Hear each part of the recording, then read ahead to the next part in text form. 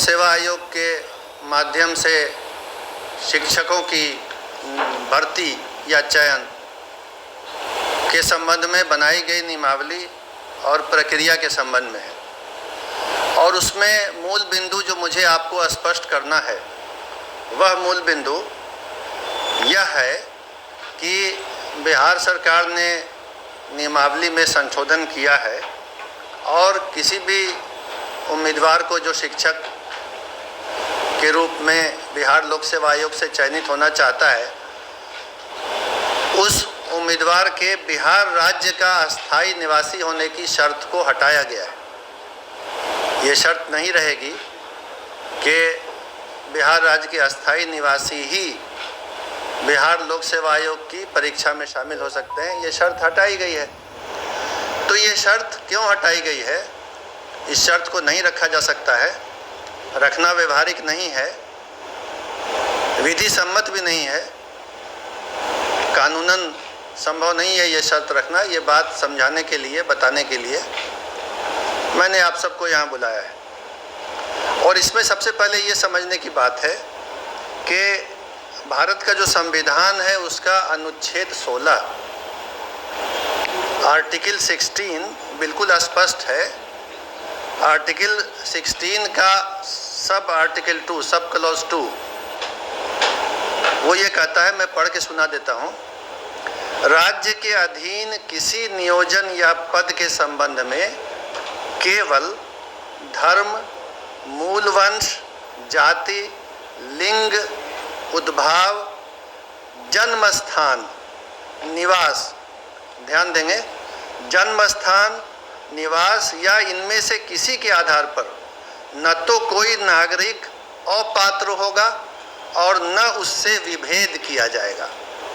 तो भारत के संविधान का अनुच्छेद 16 ये कहता है कि जन्म स्थान और निवास के आधार पर आप किसी उम्मीदवार को अपात्र नहीं कर सकते।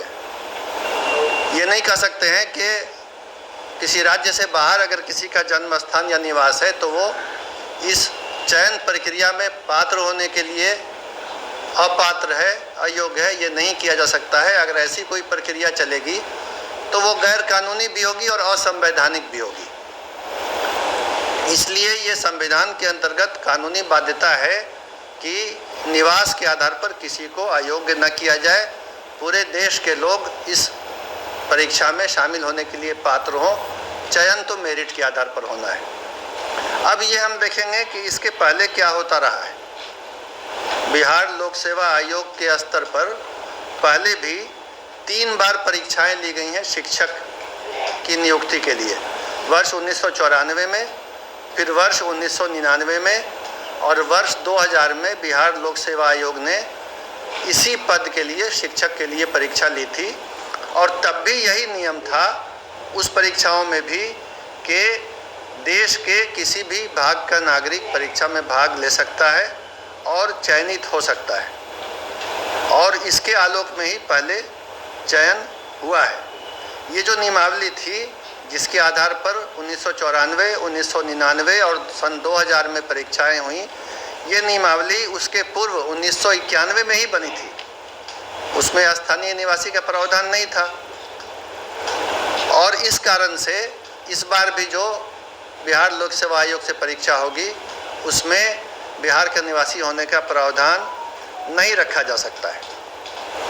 इसके बाद जो वर्ष 2012 की नियमावली बनी थी उसमें भी जब चयन हुआ, हालांकि उसमें स्थानीय निवासी होने का प्रावधान नहीं था, लेकिन उसके बाद भी चयन हुआ तो 1,68,000 रिक्ति के विरुद्ध जो नियुक्ति हुई तो राज्य के बाहर के मात्र 3,413 अभ्यर्थी चयनित हुए। यानी 1,68,000 में सिर्फ 3,000 से कुछ अधिक राज्य से बाहर के थे और बाकी सभी जो थे वो राज्य के अंदर के थे। तो इससे ये पता चला कि अगर ये नियम रखा भी जाता है कि राज्य से बाहर के अभ्यर्थी पात्र होंगे तो उनकी किसी भी संख्या में, अधिक संख्या में, या जिसको अंग्रेजी में सिग्निफिकेंट नंबर कहते हैं, किसी विशेष संख्या में चयनित होने की संभावना बहुत कम है। ये बात भी शिक्षा विभाग ने पता कर ली है। अन्य राज्यों में, पड़ोसी राज्य सहित, उत्तर प्रदेश सहित किसी भी राज्य में अभी तक ऐसे किसी नियम की जानकारी नहीं मिली है जिसमें उसी राज्य के व्यक्ति पात्र हों, दूसरे राज्य के पात्र नहीं हों। ऐसी बात नहीं है। इस नियम के अंतर्गत बिहार के भी जो निवासी हैं वो उन राज्यों में पात्र हैं, अन्य राज्यों के निवासी भी उन राज्यों में पात्र हैं। अन्य राज्यों में भी यही स्थिति है कि स्थानीय राज्य का निवासी होने की शर्त नहीं है। इसके अलावा ये बात भी विचारणीय है कि 50% रिक्तियाँ आरक्षित रहती हैं। आरक्षण का नियम स्पष्ट है, जो आरक्षण का अधिनियम बिहार में है, सभी सेवाओं में लागू है कि आरक्षण का लाभ, आरक्षण के आधार पर चयनित होने का लाभ केवल और केवल राज्य के अंदर के निवासी को ही मिलता है। ये आरक्षण का नियम है, ये शिक्षक नियमावली में नहीं है, ध्यान देंगे। तो ऐसे भी चूँकि आरक्षण में ये नियम है और इस बार भी लागू होगा कि बिहार राज्य के अंदर के जो लोग हैं उन्हीं को आरक्षण का लाभ मिलेगा, तो 50% रिक्तियों पर तो आरक्षण के कारण बिहार के ही लोग चयनित होंगे। और बाकी पर जैसा मैंने बताया, पिछली बार का भी अनुभव है कि बहुत ही नाम मात्र को ही बाहर के लोग चयनित होते हैं। स्थानीय निवासियों को कोई उससे विशेष घाटा या नुकसान नहीं होता है। और अंत में ये बात समझने की है कि जिस तरह हम लोगों ने ओपन किया है कि देश का कोई भी नागरिक यहाँ अप्लाई कर सकता है, यही दूसरे राज्यों में भी है।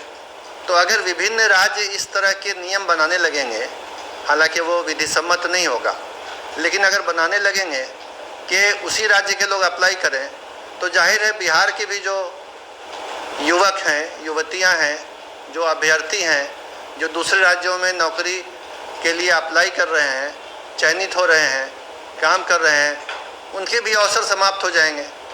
तो इसमें तो बिहार का भी घाटा है। अगर देखा देखी सभी राज्यों ने ये करना शुरू किया तो अवसर कम हो जाएंगे बिहार के अभ्यर्थियों के लिए भी। तो कुल मिला के ये किसी के हित में भी नहीं होगा। और ये सरकार ने सभी विधिक पहलुओं की जांच करके, कानूनी पहलू को समझ के, बहुत सोच विचार करके ये नियम बनाया है कि बिहार राज्य सहित पूरे देश के लोग अप्लाई कर सकते हैं। हालांकि संभावना यही है कि अधिकांश या लगभग सभी बिहार राज्य के ही अभ्यर्थी होंगे और चयनित भी वही होंगे। अगर बाहर के होते हैं तो संभावना है कि बहुत कम संख्या में नाम मात्र को ही चयनित होंगे, और उससे बिहार के वासियों के हित पर कोई भी कमी नहीं आएगी, कोई क्षति नहीं होगी।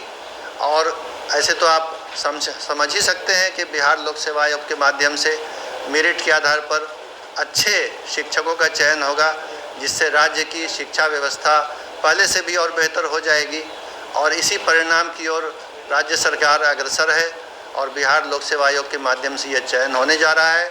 तो इन्हीं बिंदुओं पर स्थिति स्पष्ट करने के लिए मैंने आप सबको बुलाया है, और उम्मीद करता हूं कि मैं अपनी बात को आपके सामने स्पष्ट रूप से रखने के लिए सफल रहा हूं। धन्यवाद।